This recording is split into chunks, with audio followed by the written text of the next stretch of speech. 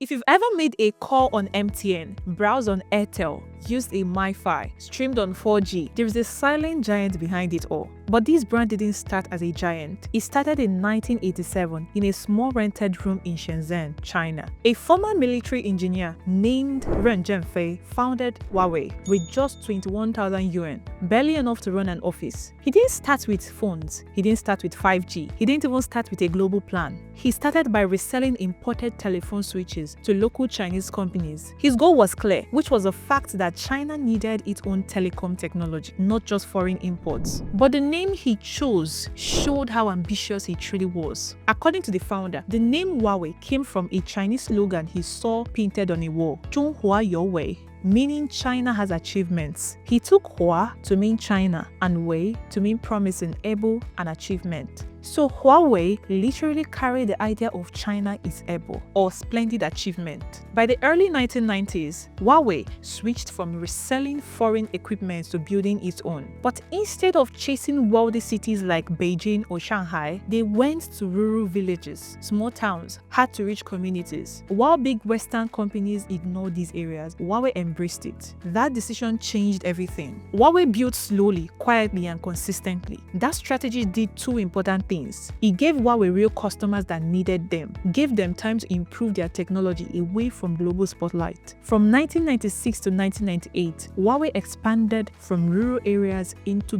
big Chinese cities as urban telecom demand exploded. By the late 1990s, Huawei had built enough technology to look beyond China. They began selling equipment to Hong Kong and nearby markets, then moving into Asia, then moving into Russia, South America, and Africa over the next decade. Now, this is where Nigeria and the rest of Africa entered the story. As Nigeria prepared for the GSM revolution, Huawei arrived around 1999 to 2000. At that time, Nigeria was just opening up telecoms. Companies like Nokia and Ericsson were already present. New operators like MTN and Econet, now Airtel, needed equipment to build networks fast. Huawei positioned itself as cheaper than many Western vendors, flexible with financing and customization, willing to work in tough environments. Over the next 2 decades in Nigeria, Huawei helped build 2G, 3G, and 4G networks for major operators, supplied routers, switches, fiber, data centers, and cloud solutions, launched modems, MiFi devices, and later smartphones for Nigerian consumers. Nigeria became one of Huawei's most strategic markets in the world. But the expansion came with an interesting challenge: pronunciation. Non-Chinese speakers couldn't pronounce the word. In Belgium and the Netherlands, people called it Huawei. In Nigeria, some called it Hawaii. The confusion became so bad that Huawei considered changing it. But instead, around 2012, they launched a global pronunciation campaign using Wow and Wei, which equal to Huawei. Very simplified. Now, this campaign made it easier for people to grasp.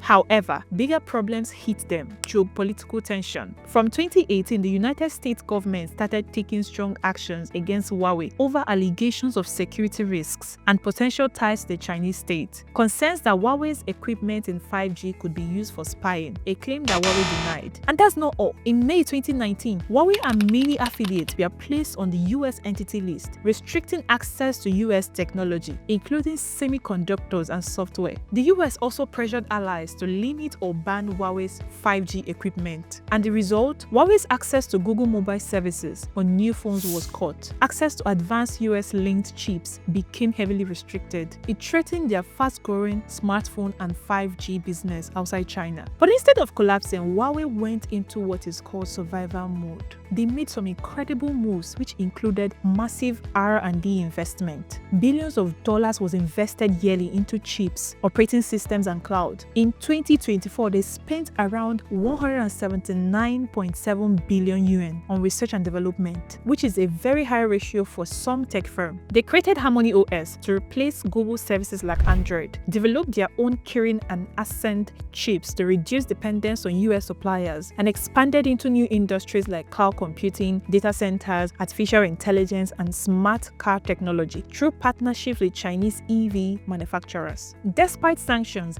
by 2024, Huawei's revenue bounced back greatly to the extent that the Nvidia CEO, Jensen Huang, even described Huawei as the single most formidable technology company in China because of how it pushed forward despite pressure. In Nigeria now, Huawei is a major telecom telecom infrastructure provider for MTN, Airtel, and others. A provider of routers, modems, enterprise networks, cloud and data center solutions, training and ICT academies with universities like Unilag. Their smartphones are less visible than before due to Google's service restrictions, but its infrastructure footprint in Nigeria remains very large. Listen, Huawei shows that the strongest companies aren't the ones who never get hit, but they are the ones who keep reinventing themselves every single time the world punches them.